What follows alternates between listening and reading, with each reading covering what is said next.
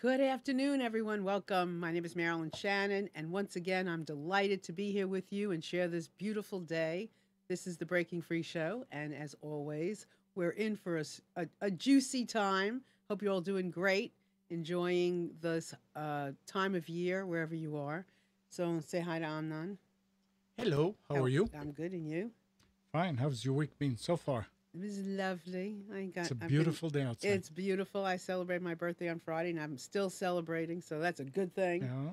That's Mm. one thing. You keep celebrating your birthday till the next one. The That's a good 30th rest anniversary of of my your birth. Yes, of exactly. of your 20th birthday. Well, actually, not exactly, but I had to stop and count for a second, but you got me there. Doesn't matter. It's only a number, Yeah, right? exactly. Right. So, everyone, hold on to your seats, get a pen and paper because you will be inspired today. And as always, feel free to call into the studio anytime you are moved to. You can connect with us on a phone, 919-518-9773, or you can come in on Skype, voice if you like, computers 2K voice, that's the number 2. Just take part in our conversation and it's going to be really interesting today because it's very timely and I love this kind of a conversation. So I'm going to introduce to you Eve Picker. Today is going to be all about Eve. She is the Hi. CEO, yes, CEO and founder of Small Change. So Eve, all about Eve. Isn't that cool? So tell us about Eve. Welcome. Hello. Very nice to be here. Thank you very much for having me. It's a pleasure. I'm not sure where to begin. I'm in a nutshell. I'm trained as an architect and as an urban designer. But early on in my career, I sort of ventured from that more traditional path and pursued uh, a career in real estate development and urban change that has been very satisfying and interesting for me. So when you say urban change, what do you mean? Well, you can hear that I'm not from the United States. I'm Australian by birth, and I came to the United States to complete a master's at Columbia University in urban design, and then followed my husband to Pittsburgh, which was probably not a place I'd ever heard of before I arrived here. Right. And we arrived at a time when Pittsburgh had just about bottomed out. It was the worst possible moment in Pittsburgh's history. It's kind of where Detroit is today.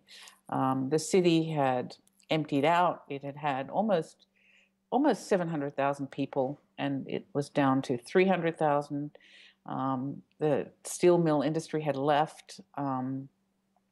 And along with that, there was a lot of suburban flight. But I was oblivious of this for the first 2 years. I worked for an architect locally, and eventually moved to a neighborhood that had, how can I say, that was probably impacted by all of this history. And that's when I really became aware of what was happening and became involved. And um, Pittsburgh's pain, I suppose, has been a little bit of an opportunity for me to experiment and see how to make places that are not doing so well better. Mm. And so when you're looking at this type of making it better, what do you take into account? What are you looking at to make better? Oh, so many things. Early on in my career, it's very hard to know where to begin because there's so much. Early on in my career, I moved into a neighborhood in Pittsburgh that really could have gone either way. It was full of really wonderful houses of historic interest, but so many people had left that it was very dilapidated. And we were pretty naive. We moved into the neighborhood because we liked the house. We needed a house and we bought it, and discovered a number of neighbors just like us that were equally fascinated by the architecture. And together we formed a nonprofit development corporation, which I'd also never heard of before, and started working on a building that had a fire in it and was being threatened with being torn down. We thought that building was an important cornerstone to the neighborhood, and we wanted to save it.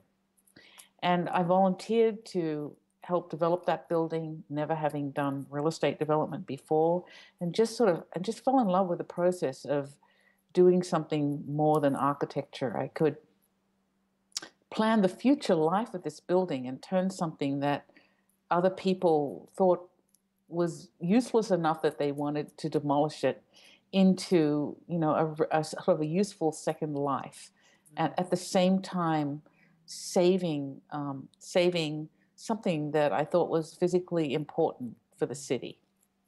So that's how I started down this path. And I feel something from you speaking now, which is, I'm listening to, I'm imagining this building, but you really connected, is what I'm here. Like you really connect with this, with the life of this building, with the life of the area. Is that? yeah, it was when I started working on that project, I had been working as an architect, and I was not very happy. I didn't really understand. I really didn't understand where my future lay, and I was not, and I didn't feel like I was contributing anything. Now, I didn't grow up in a family that ever said the words entrepreneur. My parents were refugees. They immigrated to Australia, and so I didn't have a clear path, but I did know I was pretty unhappy just drawing toilet details and stair Right. details for large architectural projects. So this project sort of helped me understand myself. I'm a very project driven person, and I like making things happen. And I think I'm good at implementing things and taking something and from nothing and making something happen. And that's a very fulfilling process, and it can it can happen in many ways, not just around buildings. But at that time, that was the first time I'd really taken a difficult nothing and turned it into something. And that required me, to hire architects and work with neighborhood people and work with the Urban Redevelopment Authority and figure out financing and convince the bank to lend the money and find buyers. It was a long and complicated process, but I really enjoyed that. And how long did the process take? Oh, it's so long ago, I don't remember. It was Okay. probably a year or two, all Uh-huh. in all, I would guess. So, what did you turn the building into? I'm so fascinated. Well, it was a large historic family home. It was pretty large. I want to say probably 4,000 square feet. And we turned it into three condominiums, one on the first floor and two side by side on the upper two floors, which was also a difficult thing because I was told that banks would not lend money to homeowners that were in such a small condominium association. And I sort of had to forge on past all of that to make this work. There were so many things I was told you can't do. This is never going to work. No, no, no. Don't do this. Don't do That's that. what you're. That's why. Oh my God, I love hearing you say this. Yeah, yeah. And every time someone says that to me, I mean, I think if I'd listened to the no's, if I had listened to those no's all my life, I would have done nothing with my life. So um, it's not that I'm a cautious person. I'm very detail oriented, but I can't spend my life listening to no. Oh, I love hearing you say that. I mean, so everybody listen up here because I know so many of you are sitting on an idea, sitting on a concept, sitting on something that hasn't been done before. And that's a no in itself. You don't have to even, nobody even has to tell you anything. The fact that it hasn't even been done, kind of prompts people not to do anything, That's right. That's right? right. And then you bring, you share your idea, but somebody doesn't have the vision. It's not Oh, their there's so idea. many people who will tell you not to do it. And they'll tell you not to Everyone do will it. tell you not to do it, and you can't. You've got to let it. You've got to listen to yourself and really believe in yourself. I think more than anything. And I've been very lucky. My husband, who's really not at all like me, and he's an academic and pretty conservative, I would say.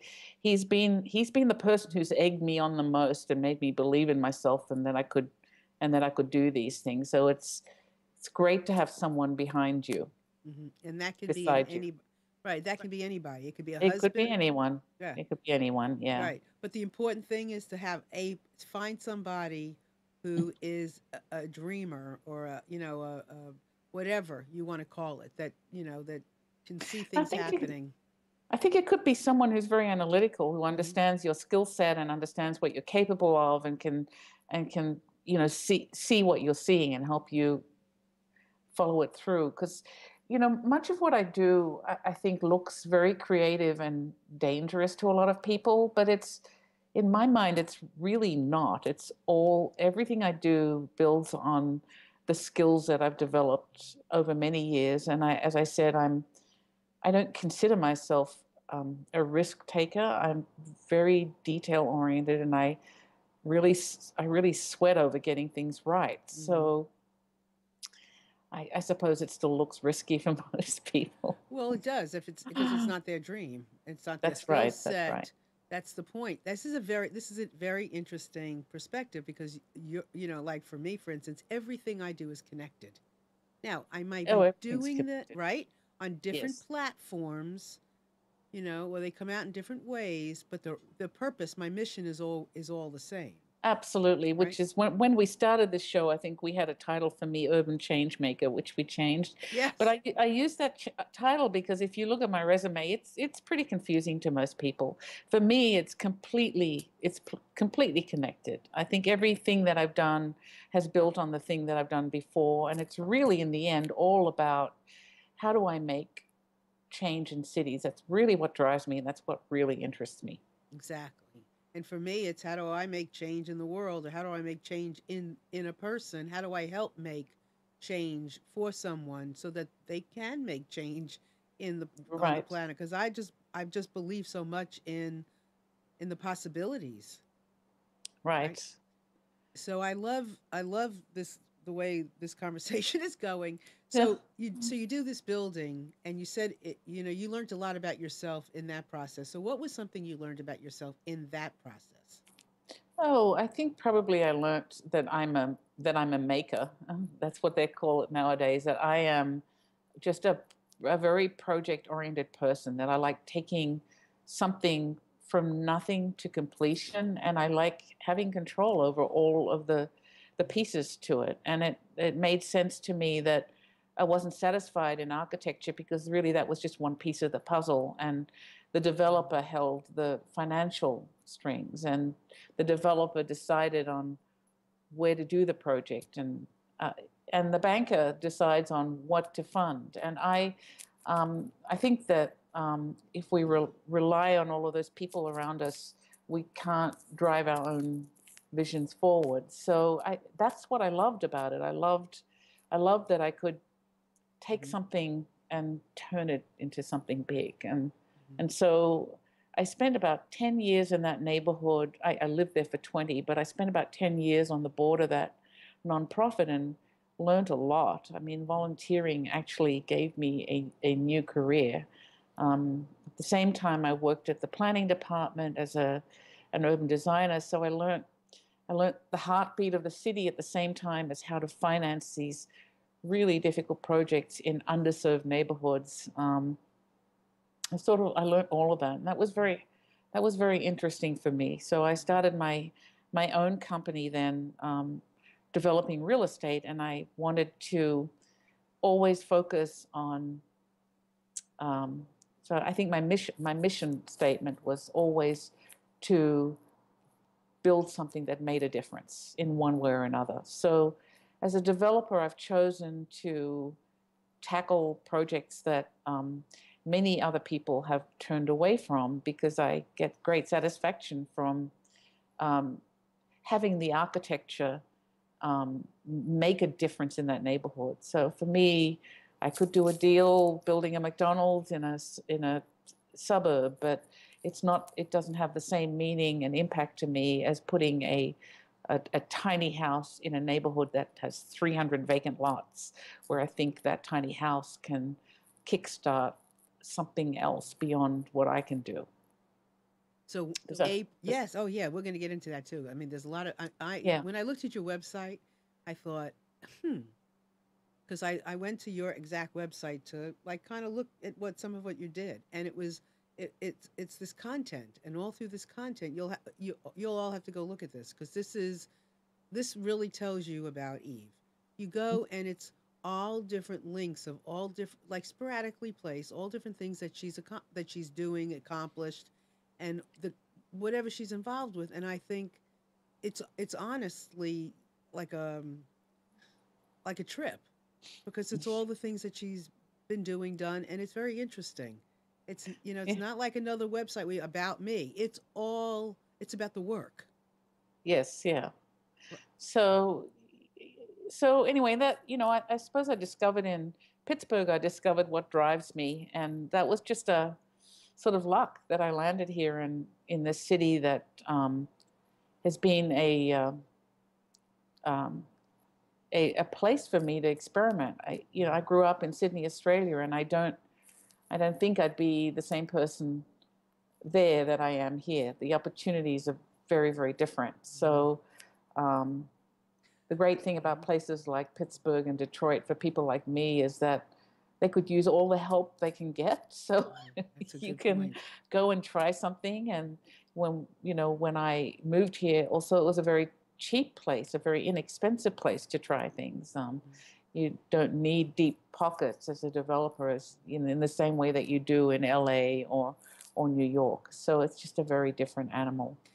So that's kind of how I started, and I went from that. I built a portfolio of buildings as a real estate developer. I was the first developer to build lofts in downtown Pittsburgh. At a time when every banker told me I was crazy, no one would live there. That was very funny. It's now really turned into a neighborhood. Um, I like picking neighborhoods where no one else was because there were less people to tell me what to do.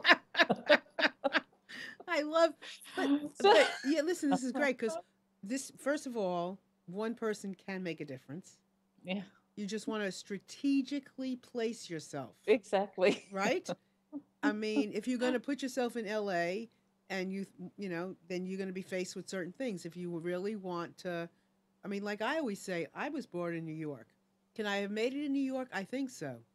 I do really think that I could have done it there, but I was meant to do it here, Right, and and I could do things here that I, I was fortunate enough, whether even just having the show, right, and things that I've been able to do. I totally agree with that. I've strategically used myself. right. And I'm sort of fascinated by people who choose where they go to live because that wasn't an option for me, and it also wasn't so common when I was younger. But I was in Pittsburgh and I had to be here. My husband is pretty famous in his world, and his department is ranked number one in the world, not just the country. So, pretty tiny department, pretty tiny field, difficult to move away. So I had to make I had to make the best of it. So, in any case, I sort of I've built a portfolio of buildings all in neighborhoods that no one else wanted to be in. And I've sort of really enjoyed making that impact. And Mhm. and then in the mid 2000s, when the bottom really fell out of the market for a couple of reasons. One, it wasn't just the banks, but it was also uh, I think the Bush administration had hacked away at CBDG funds, which are the funds that are funneled into these sorts of buildings. My buildings all were built with a mix of public and private funds. So the public piece of it sort of dwindled over those years, along with the private piece, and I could no longer make those projects work. Construction costs went up for all sorts of reasons outside of my control. China sort of sucked steel out of the country. New Orleans sucked wood down to the south. So construction costs skyrocketed, and we couldn't make those numbers work anymore. And I had started thinking about other economic development things that were of interest to me. So I helped to launch a publication called Pop City, which started to talk about things that were going on in the city at a time when very little was still going on. Um, but the newspaper was really only reporting on fires and bad news. And so we started reporting on small startups, restaurants opening, small things that were changing the city.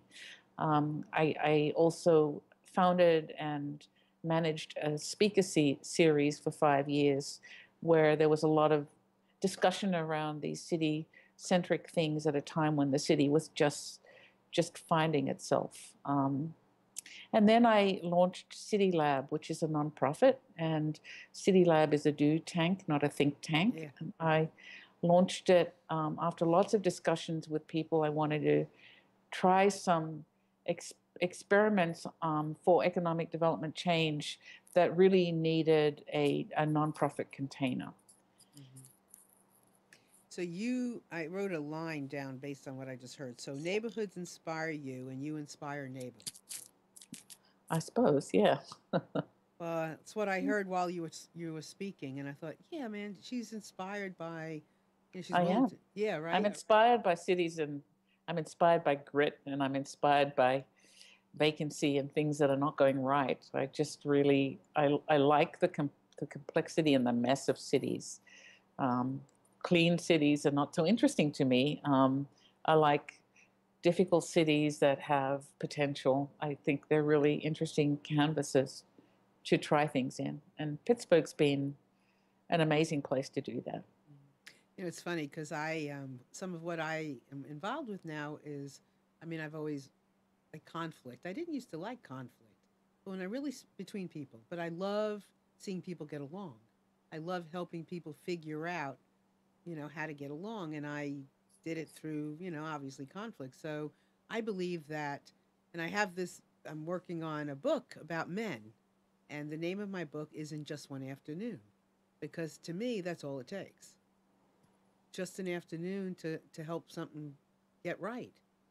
And Yeah. so, and I hear in you, with what you mentioned earlier, and I wrote it down that what you do is around buildings, but the concept, the philosophy of taking something that isn't working and Yeah. right, there's so much we can do around things that are not working instead of running away from them. Well, I think my best work is when I'm heavily constrained. I think if someone gave me a big open field and said, build something, I'd feel very lost. But give me a That's ex- 16-foot wide sliver between buildings downtown, and that's when I find it very interesting because the constraints are so very real. mm-hmm. So I think you're saying the same thing about Yeah. people. There are always constraints, but Mm-hmm. the constraints kind of give you a very interesting um, uh, platform to do things on. Yes, absolutely. I say, it's great because you're starting with something, Yes, right? You start with something, and you got to really think about this thing. And it's right. like a puzzle. It's missing something, or it's whatever it is, and there is a way to solve it. Yes, yes, that's right. And you are proof that there are ways of take and cities. I mean, that's where we live. We Yes, that's live right. in these We towns. They live are in the these heartbeat of towns. people. That's right. That's right. So, a while ago we had, I believe, Jane Jacobs. Do you know who she is?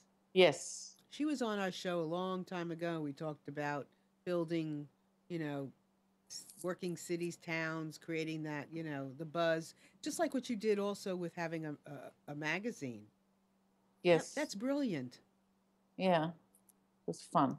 That was It's fun. brilliant, focusing on the things that are working, not the things that aren't working. The things Yeah, and that I you, think the biggest success for that e-magazine was that the local newspaper started running good news stories, yep, and they've continued to do that. So, but then Pittsburgh now, 10 years 10 years later is vastly different. In 2005, I could count on my hands the number of things that were going on, and now it's just exploded. We mm-hmm. were ranked number one food city in the country by Zagat just last month. It's a little crazy. Uh-huh. So very different place. And you had a lot to do with it, and that's the Well, power of some, us. I don't know about a lot, but a little Well, bit. whatever that little bit looks like, Yeah, if it's the thing that makes it go, and we all have that ability to do it somewhere with something. yeah. So So more recently, yeah, I've been working in a neighborhood called Garfield, which is a very underserved neighborhood. And I've been doing this work with my nonprofit, City Lab. And what interests me about Garfield is that the neighborhoods that surround it's almost like the hole in a donut, this little neighborhood. All the neighborhoods that surround it have had more economic development than anywhere in the city in the last 10 years. And we're talking about a mile away, a Whole Foods, Trader Joe's, Target, Google's biggest offices just getting bigger and bigger, tech shop. I mean, there's thousands of brand new high-end units being built. This neighborhood is surrounded by investment, and yet it remains largely African American and very blighted. And there is a really good community development corporation that has worked in that neighborhood for 30 years. But I became really convinced that they're really hampered by the tools that they have, which are really pretty simple. One is affordable housing, and the other is social services. And those are the tools that's where they get money. That's how they can keep the neighborhood afloat. But I became pretty convinced that while keeping the neighborhood afloat, those tools did nothing to project it forward. And so we started this experiment that we call the 6% Place, which